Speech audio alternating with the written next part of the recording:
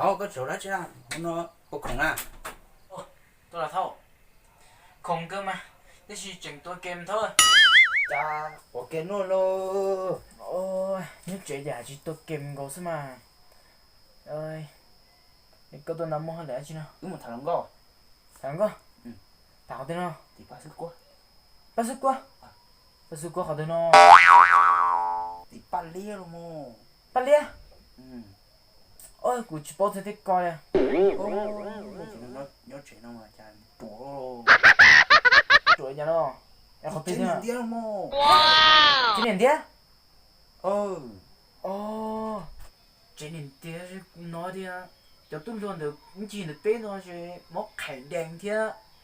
Mô cách chẳng nữa, mô HIV tâu tù lò đấy vậy. Không sai mà. Có thể nói rung nữa nè. Ôi ơi, tên là bà hàm mẹ sao nè. Tên đó nè. Bạn làm mẹ đi chả đâu. Không biết tên rồi chứ nhưng mà nhầm mong á. Lò. Ừ. Bố thì cho con một tí nó về có tí chạy xưa rồi cái lý do có tôi anh thấy có tôi giàu cũ xưa chỉ của tôi giàu có rồi. Giờ thì muốn bỏ lý có hay nó là cũng tôi kiếm cho ta sẵn nó gì mà bay mà. Cũng nhớ nổi trong to cái nè. Đây. Ba chúa. Nên thế nè.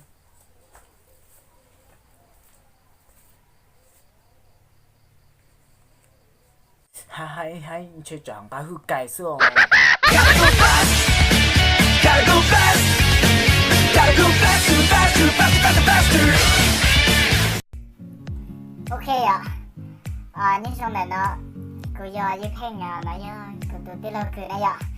Đi sau video đó làวันmê nó tụi nó sai sư và thời tiện sẽ đi cho tôi lo hay gì à. Nhưng nhà mua thì sẽ hàng ngay chứ ta sức quá này ạ. Đây còn đây chẳng phải đi tụi khen lên đây này ạ. Ok. Tao khá đi chơi ta là cho aiติดตามเราปั้นอย่ารู้ไล่ให้อยากจะจอยเซอร์ติดตามเราปั้นมูfollow ซีรีส์ติดตามนะตัวที่น่ะให้อยากจะ